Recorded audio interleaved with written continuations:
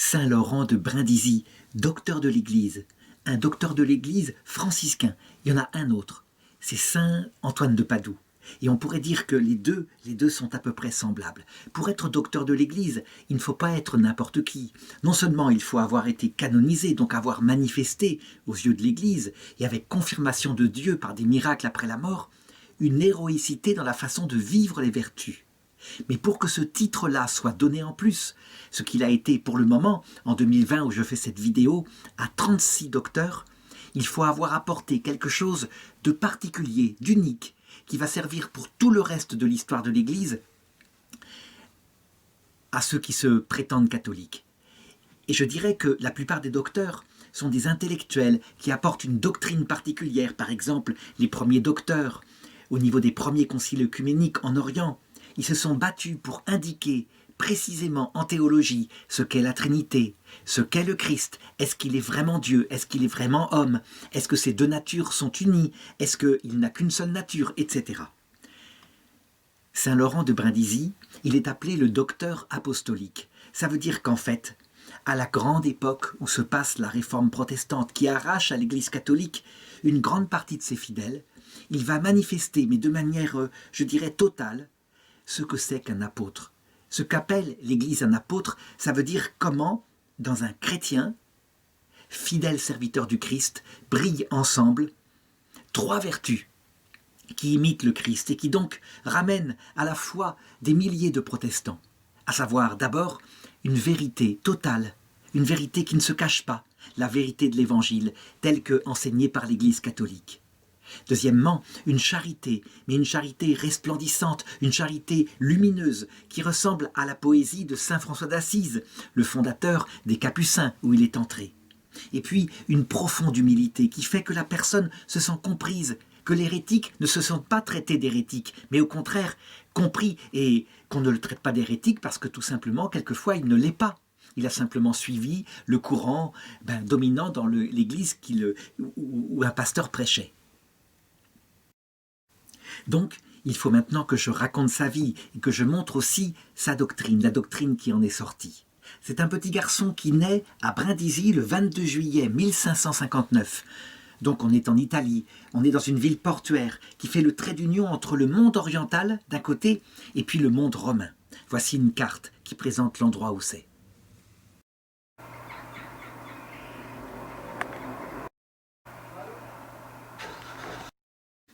Son papa est un fier Italien qui s'appelle Guillaume Rossi et sa maman Elisabeth Massella.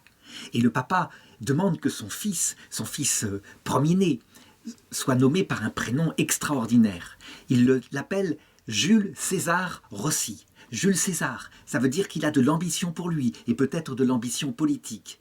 Mais c'est aussi une famille profondément catholique et elle va lui communiquer dès tout petit la foi. Il faut bien se rendre compte que l'époque où il naît est une période très agitée au niveau politique. On est en pleine renaissance. Ça veut dire que les intelligences veulent penser par elles-mêmes. Les arts veulent se séparer de l'art chrétien. Et je dirais que les papes eux-mêmes sont devenus, à cette période-là, des espèces de princes de la Renaissance, plus intéressés à l'art qu'à leur mission apostolique. Ce qui a fait qu'à un moment donné, révoltée, la réforme luthérienne s'est produite dans l'Église et elle a étendu son influence sur une grande partie de l'Europe. Évidemment, l'Église est terriblement secouée. Comment faire pour rétablir la foi catholique partout? Eh bien, les papes vont se reprendre. Et le pape, au moment de sa naissance, s'appelle Paul IV. C'est le moment aussi où se met en place la nécessité qu'il y ait un concile œcuménique. Ce sera le concile de Trente, qui remette fermement en place ce que c'est que la foi catholique. Il est possible que le papa du petit Jules César ait eu pour lui des ambitions extrêmement politiques. Il n'empêche que lui, très vite, il est attiré par ce sens du sacré, par cette beauté qu'il voit en particulier prêchée tout près de la cathédrale de la ville où il habite, par les franciscains, les disciples de saint François d'Assise. C'est un ordre qui a été fondé au XIIIe siècle, qui est là. Et vraiment, ça lui plaît. Si bien qu'on raconte qu'alors qu'il est petit, on le voit à un moment donné prêcher devant le portail de la cathédrale. Et il prêche tellement bien, avec tellement de vigueur, tellement d'enthousiasme, que les gens sont profondément touchés et se disent « Mais que deviendra cet enfant ?» S'il peut persévérer dans la prédication, il sera vraiment très bon. Eh bien, il va persévérer. Son papa ne pourra pas, je dirais, l'orienter vers une carrière politique et en faire un Jules César, conquérant pour l'Italie, parce qu'il meurt alors qu'il a 10 ans. Et donc, lui, à partir de ce moment-là, élevé par sa maman, qui est beaucoup plus pieuse, eh bien, il se tourne vers un espèce d'ordre franciscain, très nouveau, qui s'est créé depuis peu de temps et qui a voulu réformer les franciscains qui, peu à peu, étaient tombés dans une sorte de tiédeur. On les appelle les capucins. Alors il faut comprendre ce qui se passe dans cette complexe famille des disciples de saint François d'Assise. Lui, il a fondé son ordre sans même le vouloir parce que des jeunes l'ont suivi, enthousiasmés par l'amour de Dieu qui régnait en lui, ce sens de l'absolu, cette pauvreté totale, et puis cette façon d'aimer le Christ qui transparaissait dans sa prédication, lui, simple diacre, n'ayant jamais voulu être prêtre. Donc il l'a fondé en 1209. Et très vite, il insiste sur le fait que la pauvreté doit être absolue.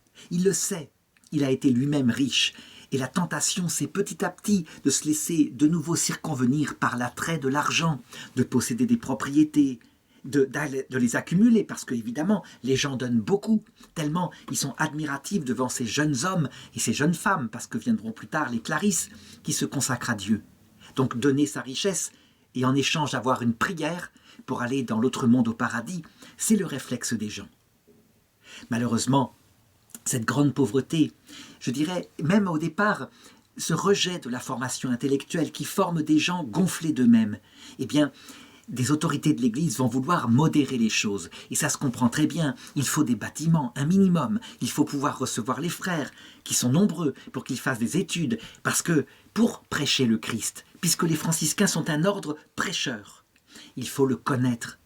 Et le connaître pas n'importe comment. Sinon, on risque de tomber dans n'importe quelle hérésie, comme l'illuminisme, qui consiste à se croire directement branché sur l'Esprit Saint, sans avoir besoin de l'Église. Et donc, ces réformes vont briser le cœur de saint François, parce qu'il voit venir l'avenir, à savoir que son ordre va rentrer dans la norme et va s'embourgeoiser peu à peu. Et c'est ce qui va se passer, sans arrêt, avec ici et là, de temps en temps, des frères fervents qui veulent revenir à la règle originelle, et qui reviennent quelquefois de manière trop violente, trop de pauvreté, et des morts de faim, ça peut arriver, tellement l'ascèse est mise en avant.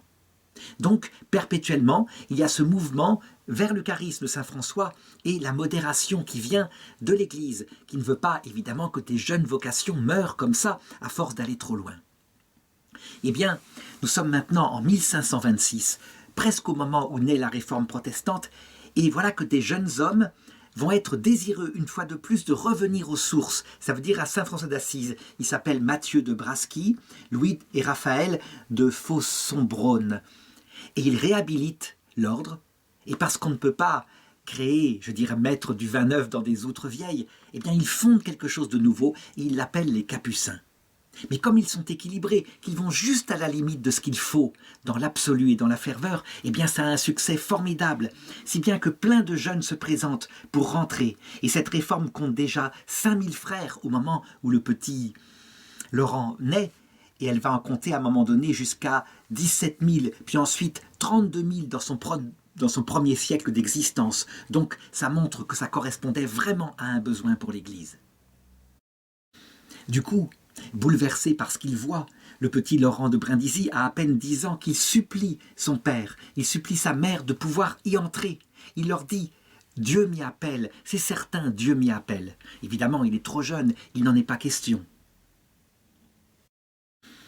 Lorsqu'à la mort de son père, sa mère déménage et se rend à Venise pour des raisons évidemment de revenus, elle n'a plus il n'y a plus de père de famille, eh bien, il y découvre encore une fois de plus ces capucins. Et il voit à quel point ils se mettent au service de l'Église et des réformes qui ont été entreprises par le Concile de Trente. Et vraiment, c'est sa vocation.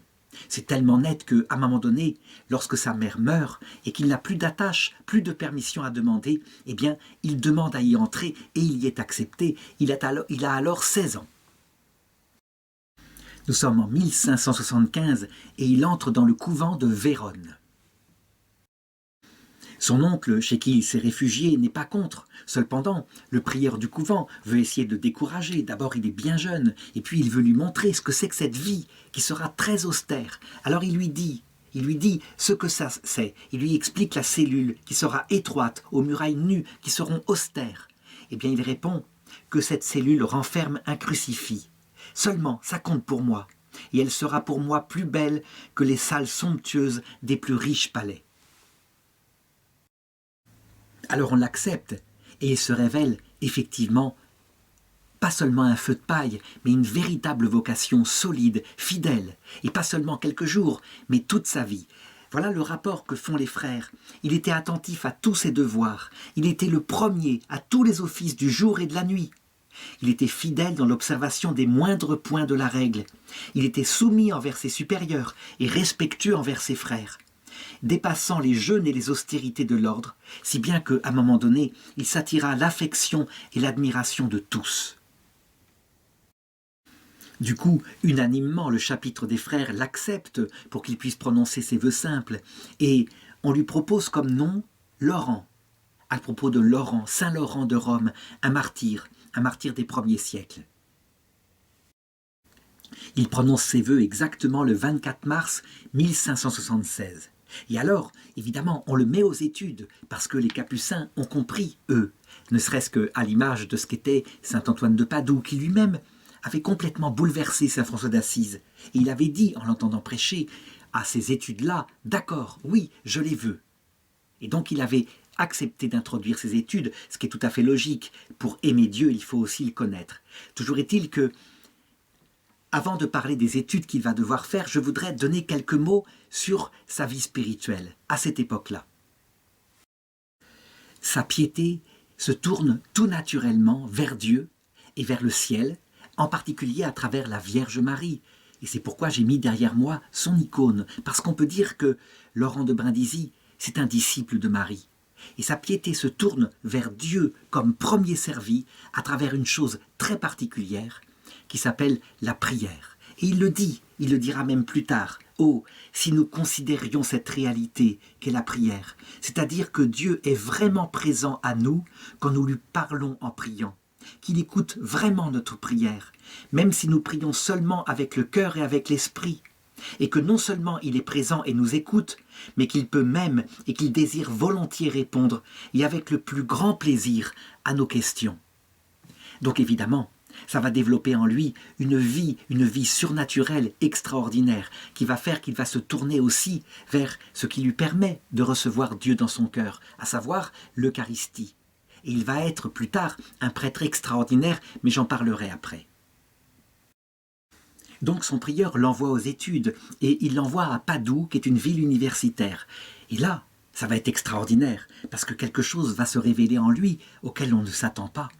Il est doué non seulement d'une mémoire absolument photographique, extraordinaire, au point que très facilement il va se mettre à apprendre une série de langues, mais toutes sortes de langues. On en compte 7 qu'il parle couramment, dont 4 qui sont des langues anciennes ou disparues, comme le grec, l'hébreu, le syriaque, le latin bien sûr, et puis des langues modernes, évidemment l'italien c'est sa langue de naissance, le français, l'allemand. C'est quelque chose d'absolument fabuleux, parce que ça lui servira énormément, au point que quand il aura un apostolat, à un moment donné, auprès des Juifs, ils seront stupéfaits de voir qu'il parle parfaitement la langue primitive, celle où est écrit l'Ancien Testament, et qu'il connaît, bien sûr, aussi le contenu. Parce que s'ajoute à cela une très grande intelligence, ça veut dire qu'il va droit au but, il sait synthétiser, il ne sait pas se perdre dans les détails, et donc il est très clair quand il passe ses examens. Il faut bien distinguer la mémoire qu'il a et qui donne un petit peu la matière brute, le contenu, mais qui est très différente de l'intelligence qui sait mettre de l'ordre. Ça veut dire qu'il sait ce qui est l'essentiel et ce qui est secondaire. Par exemple, on lui fait faire de la philosophie. Il s'y passionne, mais vraiment, ça lui sert énormément, mais dans le but de connaître le Christ. Et plus tard, d'aider son prochain. D'ailleurs, voilà comment il parle de la philosophie. par rapport à sa vocation à lui. Ça veut dire qu'il ne s'y intéresse pas en elle-même. Il le dit, la philosophie n'est qu'une simple émanation de la théologie. En effet, le Seigneur apparaît aussi bien dans les Écritures que dans la nature qu'on peut contempler par la philosophie. Et donc on peut le dire, quand s'allient intelligence et mémoire, alors il devient un puits de science et il devient extraordinaire pour enseigner des sciences sacrées comme l'exégèse, ça veut dire des commentaires de l'écriture sainte, mais aussi la patrologie, donc la pensée des premiers saints qui ont donné leur orientation à l'Église, disons jusqu'au 8e siècle à peu près, jusqu'à Saint Jean Damascène. Mais à la rigueur, ça formerait un savant normal. Non, je dois le dire, il s'y ajoute autre chose. C'est cette extraordinaire ferveur, cet amour très concret du Christ, de la Vierge Marie, des saints et des anges, qui fait que lorsqu'il parle, c'est peut-être très intelligent, il a aussi énormément de culture, mais ça sort de son âme. C'est un amour qui s'exprime et les gens, en l'entendant, ils ont envie de croire. Quand on l'entend, tout est simple. Les polémiques, par exemple, qui viennent des protestants et qui disent que honorer Marie, c'est enlever de l'honneur à Dieu. Il revient seulement à Dieu, l'honneur. Marie, après tout, ce n'est que celle qui a porté le Christ. Et encore, était-elle vraiment digne de le porter? Le Christ l'a parfois reprise, disent-ils. Quand lui parle de Marie, on peut dire que tout se met en place. Au lieu d'opposer ce qui est uni, comment séparer Jésus et Marie? Eh bien, il les unit. Et par exemple, il dit ceci. Il y a trois fleuves qui sortent de Dieu. Il y a d'abord le fleuve de sa puissance extraordinaire. Et puis, il y a le fleuve de sa sainteté. Et puis, il y a le fleuve de sa bonté. Et cette bonté, ces trois fleuves, se déversent en Marie, qui est une mère immense, apte à les recevoir. De la sorte, la Vierge Marie est devenue sainte et clémente entre toutes les créatures. D'une puissance, d'une sainteté et d'une clémence qui ne sont dépassées que par celle de Dieu. Aussi peut-elle opérer des miracles et nous combler de multiples bienfaits. On pourrait dire, mais Marie n'opère jamais de miracles. Mais si, puisque dès qu'elle le demande à celui qui est la source de tout en elle, il l'exauce. D'ailleurs, Jésus l'avait promis. Et donc on le voit, tout devient simple, tout se met en place. Et quand on entend un tel homme, évidemment, on quitte les divisions protestantes. Évidemment, devant un tel trésor pour l'ordre des Capucins, il est très vite ordonné prêtre, exactement à l'âge de 23 ans, le 18 décembre 1582. Et là, je voudrais aborder maintenant son amour pour l'Eucharistie. Il est normal qu'un tout jeune prêtre, lorsque pour la première fois il consacre l'Eucharistie, il y mette beaucoup de ferveur, il soit ému, parce que lui, par cet instrument-là qu'il est, voilà que Dieu descend et est présent réellement dans le pain et le vin. Pour le frère Laurent de Brindisi, c'est plus que de la ferveur, c'est de l'extase quasiment. Et quand il célèbre la messe, il la prolonge parfois des heures. Il est absorbé et ému par la passion. Les paroles, chaque parole, il les médite, il les pense et il les revit. La mort et la résurrection en particulier du Seigneur lui arrachent des larmes.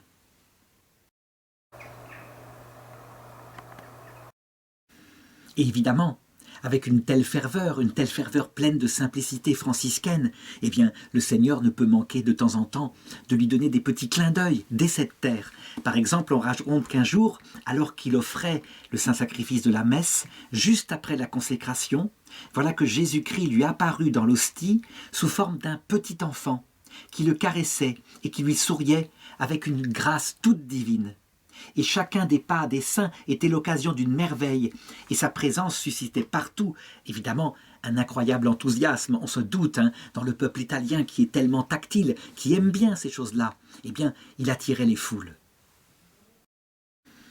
Le pape Benoît XVI, admiratif devant Saint Laurent de Brindisi, fit exprès, en son honneur, une catéchèse un mercredi dans les années 2010, et il dit à propos de lui: il est le modèle du prêtre, véritablement, parce que le danger du prêtre, c'est l'activisme. Ça veut dire penser que parce qu'on est prêtre, maintenant, on doit s'agiter dans tous les sens pour apporter un peu de service, ou même peut-être Jésus aux hommes.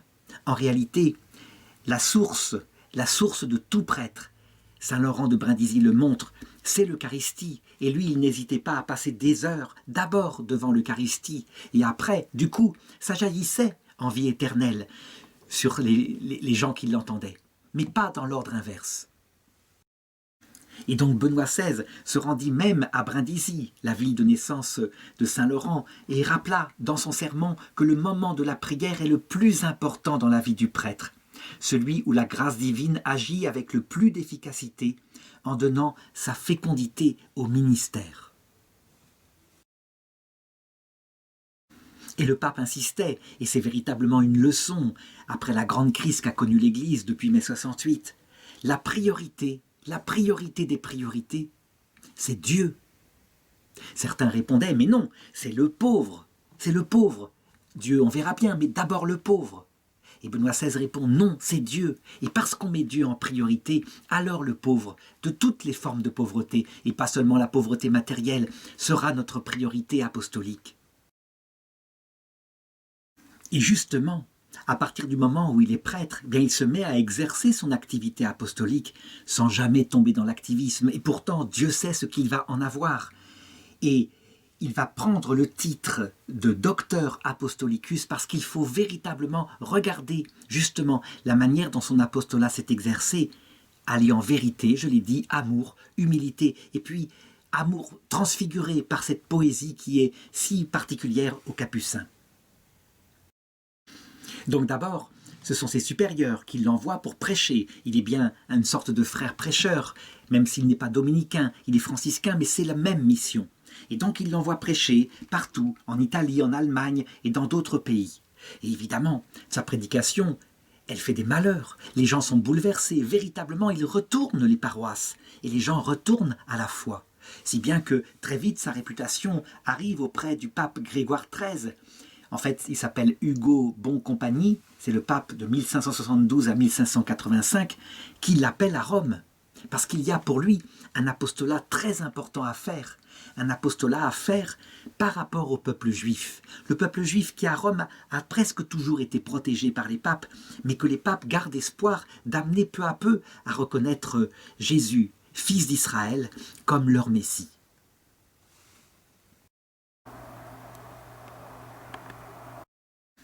Évidemment, Saint Laurent sait bien que c'est une mission empoisonnée, parce que si on oblige les Juifs à entendre la prédication d'un prêtre catholique dans les synagogues, les Juifs ne peuvent être que bouleversés, en opposition. C'est quelque chose qui s'oppose à leur besoin d'être respectés dans leur propre foi. Et donc, comment faire? Eh bien, il prie beaucoup, et il se dit, la meilleure façon, c'est que je vais d'abord étudier à fond toutes les pensées des Juifs, tout l'enseignement des rabbins, connaître l'hébreu, évidemment, s'y remettre. Et il y va. Et là, ici, quand il entre dans les synagogues, il accepte de prêcher, puisque c'est ainsi que la mission du pape lui a été donnée, et que d'abord les Juifs n'ont pas le choix. Mais il ne le fait pas n'importe comment, surtout pas pour s'opposer, pour critiquer le judaïsme, mais au contraire, pour aborder très simplement, avec d'ailleurs le rabbin qui est là, qui peut le reprendre, et il répond, pour aborder les différends qu'il y a entre le christianisme et le judaïsme. Et donc, il explique du mieux qu'il peut, par sa connaissance profonde de l'écriture, mais aussi du Talmud, pourquoi Jésus est vraiment le Messie attendu. Et quand on lui oppose, mais nous attendons un Messie qui rétablira Israël, il le dit, ce Messie a rétabli bien plus qu'Israël de la terre, mais Israël de l'éternité.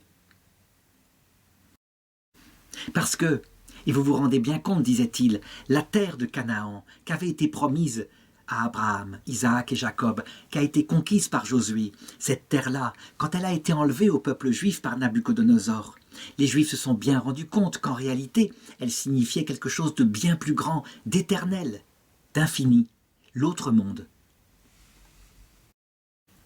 Et donc, avec sa douceur, avec son respect qu'il a pour les Juifs, le fait qu'il ne s'impose pas, qu'il ne profite pas du pouvoir qui lui a été donné par les papes dans les États pontificaux, eh bien, ses succès sont retentissants. Ça veut dire que beaucoup de Juifs adhèrent à la foi catholique, sans aucun problème, demandent à être baptisés, si bien que le pape, à ce moment-là, l'envoie prêcher dans les autres villes principales d'Italie.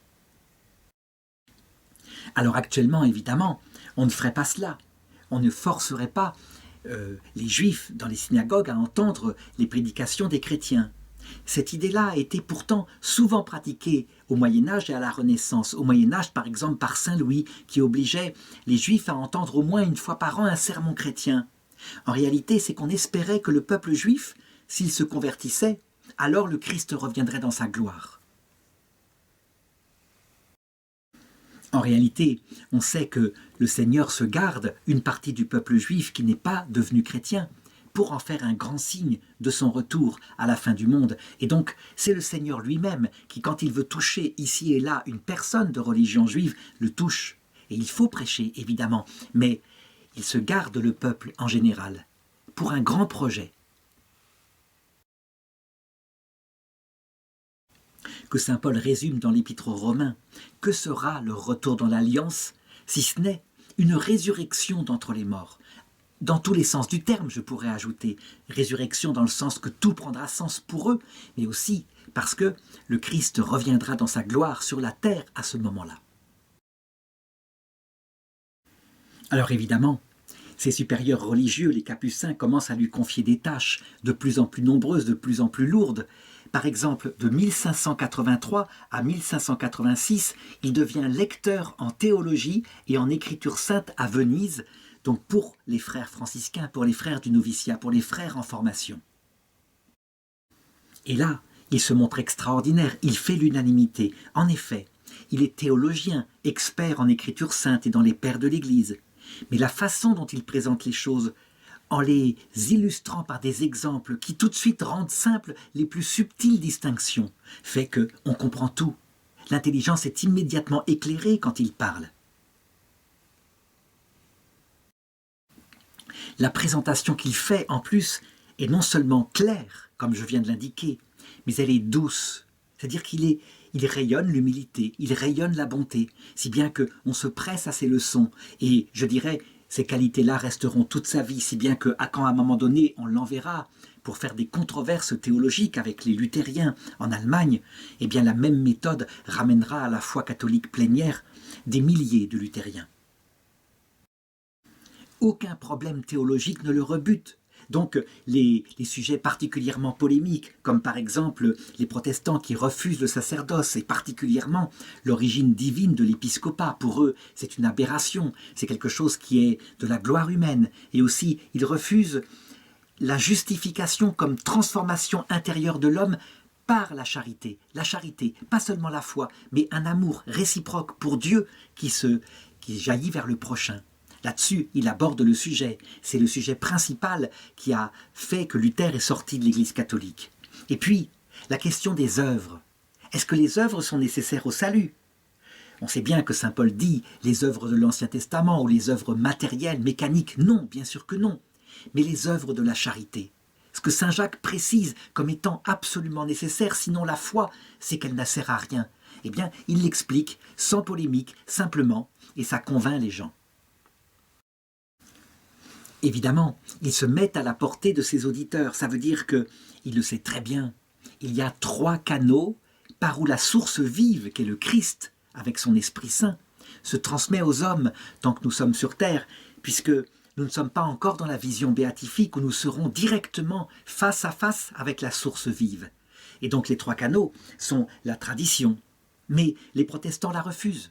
Et donc il l'indique à ses frères. Il faut donc regarder en premier ce qu'ils regardent eux. Ça veut dire l'écriture qui est sortie de la tradition apostolique. Et donc être capable de justifier sa foi en regardant l'écriture, et l'écriture tout entière. Sans tirer, comme le font souvent les savants protestants, un verset en lui donnant un sens particulier et en oubliant les versets qui viennent le tempérer ou semblent le contredire dans l'écriture. Le 3e canal, c'est évidemment le magistère, c'est-à-dire les conciles unis au pape qui ont défini la foi et sans quoi tout est confus. Par exemple, la Trinité, le Christ et sa divinité, il a fallu 6 conciles œcuméniques pour définir qu'est-ce que c'était. Et à chaque fois, de nouvelles objections arrivaient, si bien que si on se passe de ces conciles où la foi a été définie pour toute l'Église, eh bien, on retombe dans les discussions de jadis. Après tout, pourquoi est-ce que le Fils serait Dieu puisqu'il dit lui-même « Le Père est plus grand que moi » ? on trouve les explications dans les conciles. C'est parce que le Fils procède du Père. Il est la connaissance éternelle que le Père a de lui-même. Et donc, il ne tient rien de lui-même. Tout ce qu'il a, il le tient du Père. Et donc, dans cette relation, le Père est premier. Il peut donc dire en toute vérité, « Tu es plus grand que moi ». Et pourtant, ils ont exactement la même essence. Ils sont Dieu, parce que Dieu se connaissant parfaitement, sa propre contemplation de lui-même est exactement semblable à lui-même. Là, en fait, je viens sans doute d'un peu d'imiter Saint Laurent de Brindisi. Ça veut dire que ce que je viens de dire là, si on n'y prend pas garde, c'est assez clair. Eh bien, il l'explique de cette façon-là, et les gens, même dépourvus d'une grande culture, ils tirent profit de tout ce qu'il dit. Ils en ressortent avec des connaissances simples et profondes qu'ils gardent toute leur vie et qui font qu'ils arrivent dans la vie éternelle en ayant une connaissance approfondie de leur foi. On peut dire en toute vérité que le Seigneur fait surgir à cette époque-là, juste après la réforme protestante, trois grandes lumières en particulier au niveau des docteurs de l'Église, et il en fait partie, mais avec d'autres comme par exemple Saint Pierre Canisius, qui est un jésuite, qui lui donne une espèce de catéchisme beaucoup plus froid, beaucoup plus doctrinal, moins affectueux, moins porté sur cet amour des saints et des anges comme Laurent de Brindisi. Et puis, pareil, il y a Saint Robert Bellarmin qui fait pareil. Il met en place la doctrine. Ce sont des grands intellectuels qui aiment Dieu de tout leur cœur et qui sont canonisés comme tels et comme docteurs de l'Église. Mais il y a chez lui, en plus, ce je ne sais quoi de tendre qui vient sans doute de son profond et de son enfantin amour pour la Vierge Marie. Alors on pourrait dire, ben oui, c'est un discours affectif. Non, non, non, il ne faut pas le réduire à ça. Comme eux, il écrit énormément. Et il sort des livres qui ont la même précision. Par exemple, sa dissertation dogmatique sur la pensée de Luther. C'est extraordinaire. Alors évidemment, on a aussi les controverses par Saint Robert Bellarmin, les controverses qui vont être répandues dans toutes les églises protestantes. Et les protestants essaieront de leur mieux de répondre à ces argumentations. Eh bien chez lui, c'est aussi très très profond et très efficace. On possède aussi de lui 840 homélies et sermons. Ça veut dire que les gens, quand ils entendent ces sermons, ils prennent des notes, et lui-même, il les a préparés, et on les a gardés. Alors, toutes les matières l'intéressent, en exégèse biblique, c'est-à-dire la lecture de la Bible. Il est loin de se contenter du sens littéral. C'est sûr, il le cherche, c'est fondamental, il le sait. Mais évidemment, il part appuyer sur cela, sur le sens divin, le sens caché, le sens qui parle du Christ, des saints, des anges, de notre salut, mais aussi de la vie après la mort. Les trois fameux sens qui ont été si magnifiquement développés par Origène, à savoir le sens allégorique, parce que l'Écriture parle partout du Christ, mais aussi de la Vierge Marie, des saints et des anges. Le sens moral, parce que l'Écriture nous indique comment nous diriger vers le ciel, et même l'Ancien Testament, à travers les symboles des aliments interdits, qui signifient chacun des péchés qu'il ne faut pas commettre. Et puis le sens eschatologique, qui nous raconte la vie après la mort, la manière dont on y arrive bientôt, lorsque nous arriverons dans l'autre monde. Une des théologies particulières qu'il développe, et qu'il développe extraordinairement, c'est l'histoire. Pas l'histoire de l'Église comme on fait maintenant, ça veut dire scientifique avec des faits, mais l'histoire du salut à travers l'histoire de l'Église. Ça veut dire comment est-ce que Dieu agit dans tous les événements de l'Église, depuis le début, et même avant dans l'Ancien Testament. Et ça, c'est un regard extrêmement profond, qu'on pourrait qualifier d'un regard de science théologale. Parce que, à la lumière de ce qu'a fait le Christ, il relie tout. Et c'est absolument extraordinaire. C'est une discipline qui a beaucoup disparu et qu'il faudrait redévelopper à notre époque. Alors je voudrais insister en particulier, parce que c'est sa marque de fabrique, sur ses enseignements concernant la Vierge Marie. On peut dire qu'il met, lui, en avant le rôle unique de la Vierge Marie, qui n'est pas simplement, je dirais, le ventre qu'a porté Jésus. Non, c'est une mission immense. Elle est la mère du Sauveur, et elle est la mère des sauvés. Elle est donc la nouvelle Ève.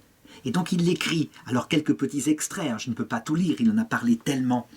Il le dit, par exemple, pour commenter le fait que Marie est comme l'arche d'alliance, le tabernacle, le réel tabernacle.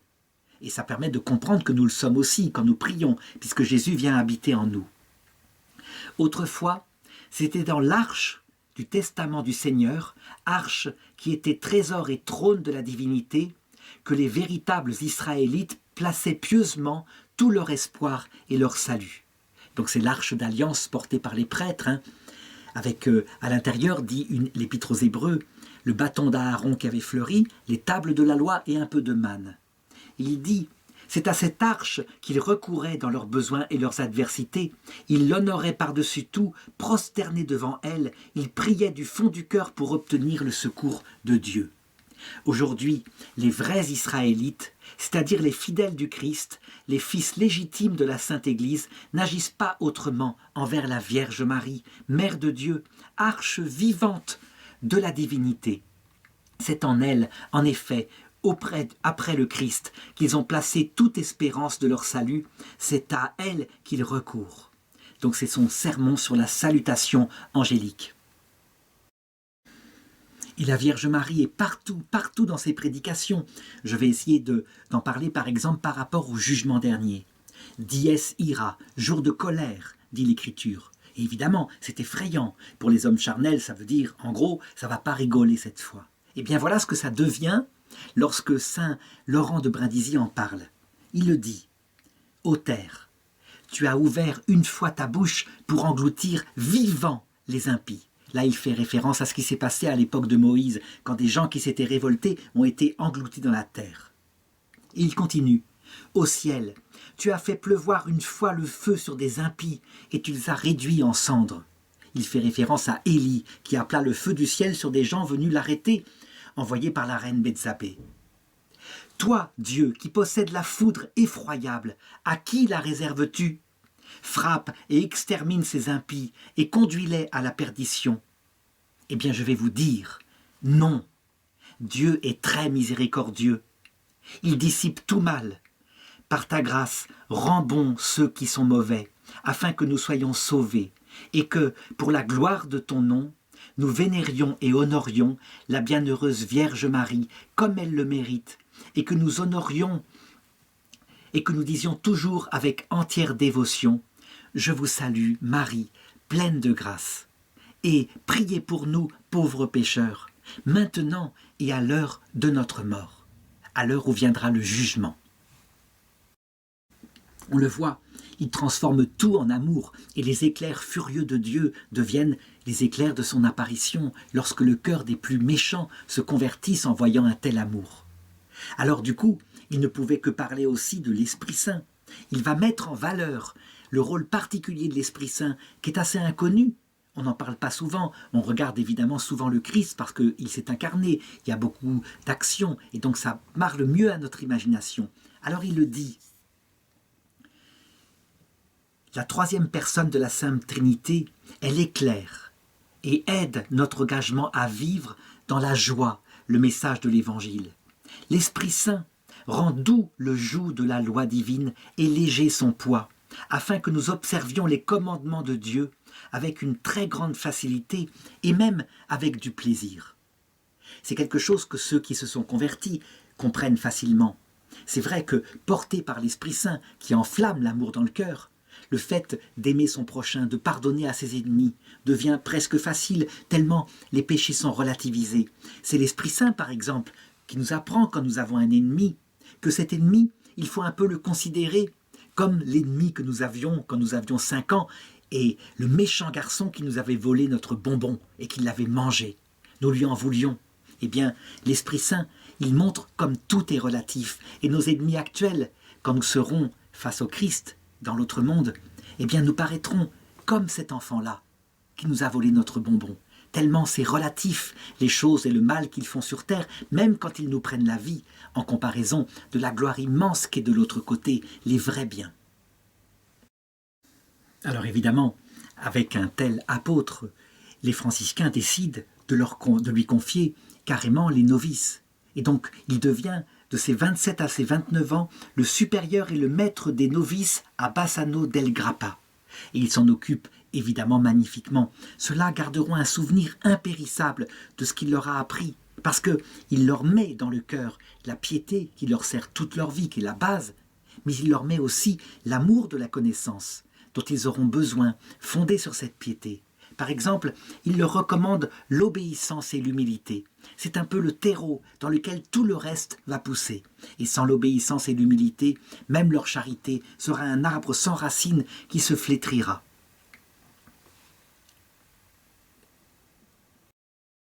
Et alors évidemment, comme ce n'est pas suffisant et que les frères le veulent à des tâches qui concernent tous les frères, eh bien, il a à peine 30 ans, de 1590 à 1592, qu'il devient ministre provincial de Toscane, c'est-à-dire chargé de toute la province. Et puis ensuite, ça continue. De 1596 à 1602, donc alors qu'il a atteint à peine 43 ans, il devient membre du Conseil supérieur. Il est définiteur général, ça veut dire l'orientation générale que prend l'ordre des Capucins avec ses nombreux membres pour toute l'Europe. Et enfin, de 1602 à 1605, eh bien, il devient supérieur général. Et là, véritablement, il manifeste l'importance de toujours garder à l'esprit la réforme qui a été faite, et puis l'esprit de saint François d'Assise. Et donc il le dit, nous devons construire, tellement nous avons de frères, il faut bien les loger. Mais attention, nous devons toujours rester sobres dans les maisons, mais aussi pour la construction des églises.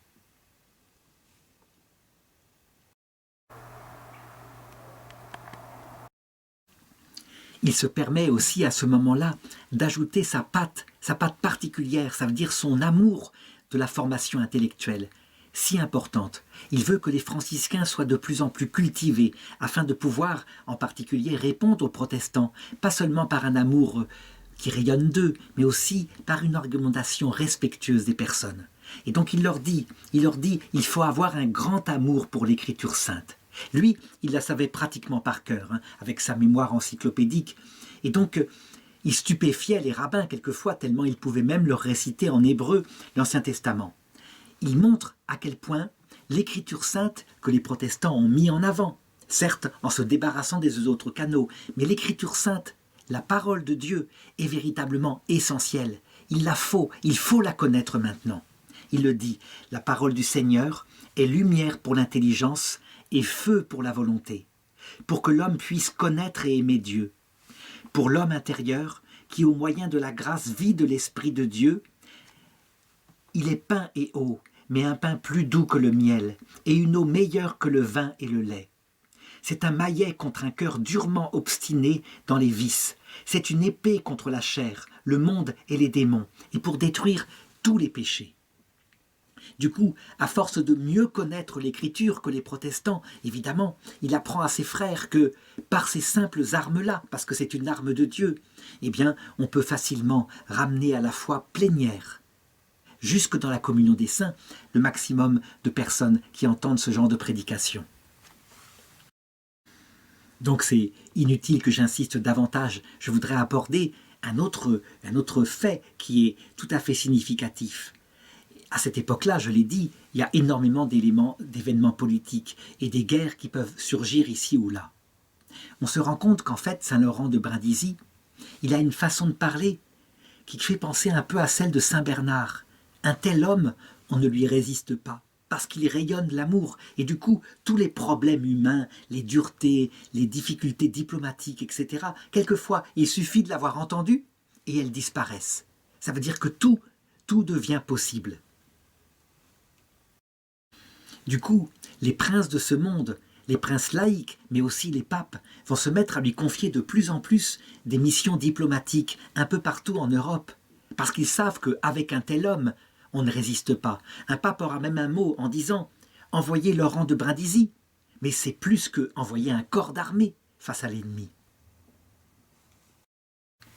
Et donc en 1599, eh bien, le pape décide de l'envoyer en Autriche avec le titre de nonce apostolique, ça veut dire d'ambassadeur du pape en lui-même, afin qu'il implante là-bas, surtout dans les terres protestantes, l'ordre capucin. Il y va, et ça se fait sans problème. Toutes les difficultés fondent devant lui. Il trouve les bâtiments. Ceux qui s'opposaient à leur installation, surtout parce qu'ils étaient protestants, fondent devant des frères si gentils, si attentifs.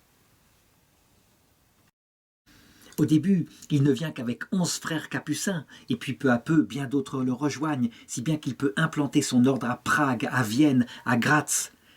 Du coup, d'autres missions vont lui être confiées. Évidemment, le Vatican ne peut pas renoncer à un tel apôtre. Entre 1601 et 1602, le pape Clément VIII l'envoie auprès de Rodolphe II, qui commandait alors les forces catholiques contre les Turcs.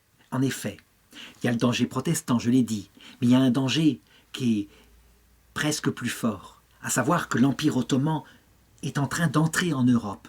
Il veut conquérir les Balkans, il est aux portes de Vienne. C'est extrêmement dangereux parce que quand l'Empire ottoman s'implante, eh bien il implante aussi la loi islamique et donc il convertit les populations, parfois par la dimitude, ça veut dire en leur autorisant les postes de fonctionnaires s'ils deviennent musulmans, parfois par la menace.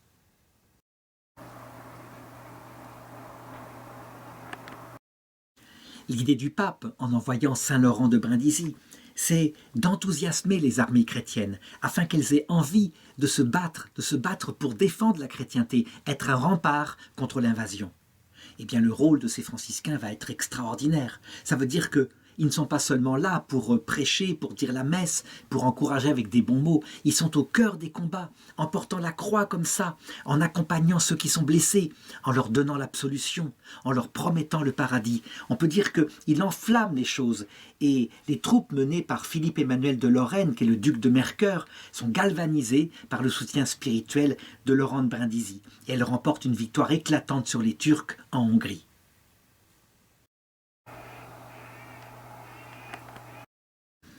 Lorsque le 27 avril 1602, après la victoire, eh bien le duc qui l'a remporté meurt, voilà que saint François de Sales vient et il fait l'éloge funèbre de la façon suivante. Il dit « Le duc de Mercœur avait toujours en son armée des petits pères capucins, lesquels, portant une grande croix, non seulement animaient les soldats, mais aussi, après la confession générale que tous les catholiques faisaient en signe de contrition, il leur donnait leur sainte bénédiction.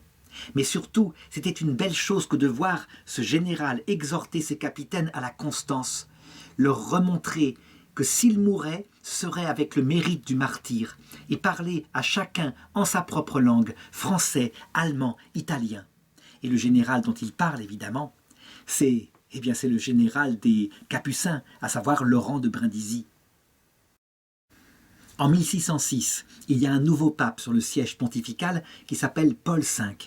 Et alors, il donne l'ordre formel à Laurent de Brindisi de passer en Allemagne pour y travailler aux affaires politico-religieuses de l'Empire. Alors il y va, il obéit. On peut dire qu'en cela, il imite tout à fait les jésuites qui, comme des cadavres, obéissaient aux ordres du pape.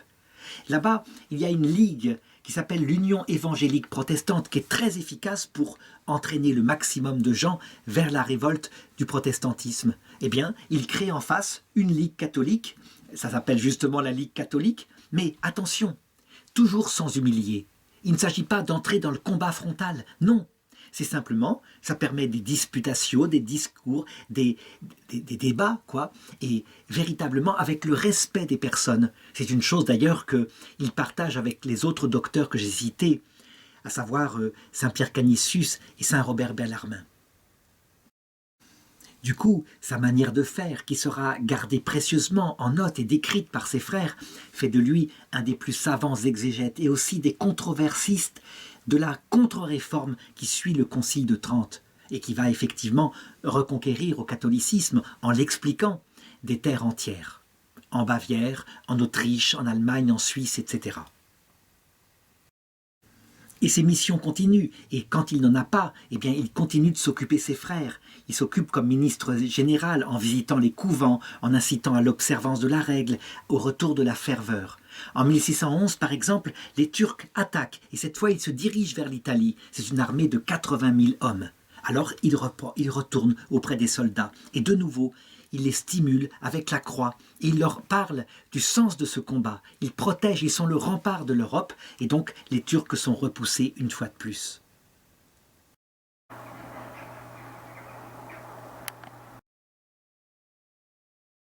Enfin, en 1618, une dernière mission lui est confiée. On lui en aurait confié d'autres, mais malheureusement, dans cette mission-là, il va mourir. Ce sont carrément les Napolitains qui lui demandent d'assurer leur défense dans un problème politique.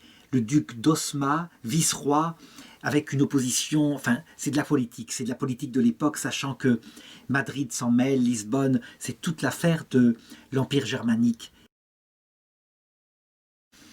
Il est chargé de défendre les Napolitains qui sont opprimés par les autorités locales. Il y va comme d'habitude, ça veut dire à pied ou monter sur une mule, et arrivé une fois en Espagne, il tombe malade. Et on ne peut pas arrêter la maladie, c'est une sorte de crise du ventre, il est dans une très grande douleur, il a beaucoup de dysenterie, on ne sait pas ce qu'il a attrapé. Toujours est-il qu'il sent que la mort est proche. Alors, comme il est avec des frères, eh bien il les remercie pour leur bonté. Et il leur demande pardon, parce qu'il sait qu'il va partir pour ses torts. Il reçoit ensuite les sacrements avec une joie profonde. Et enfin, tout simplement, il meurt en invoquant Marie et en serrant la croix fortement contre son cœur. Nous sommes le 22 juillet 1619, Paul V est pape, Mathias est empereur et Louis XIII est roi de France. Il a 60 ans. Il a vécu 45 ans sa vie religieuse.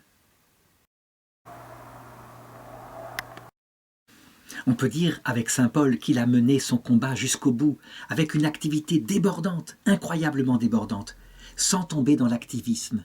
Comme le souligne le pape Benoît XVI, il est véritablement le modèle des prêtres. Pourquoi n'est-il pas tombé dans l'activisme alors qu'il a fait tant de choses? Parce qu'il l'avait dit, d'abord la prière, d'abord fixé vers le Christ. Il avait rappelé sans arrêt que nous sommes comme les sarments et la vigne, c'est le Christ. Tout sarment qui n'est pas attaché à sa vigne sèche et elle ne porte pas de fruits et donc elle peut être jetée au feu.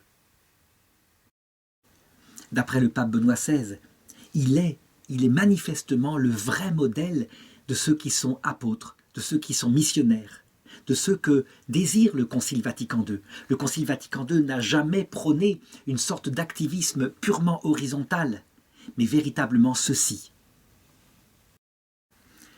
Il faudra cependant 150 ans pour que l'Église enfin le béatifie. Ce sera fait le 1er juin 1783 par le pape Pie VI. Et il faudra encore des années pour que, non plus d'un siècle, près d'un siècle, le 8 décembre 1881, pour qu'il soit canonisé par le pape Léon XIII.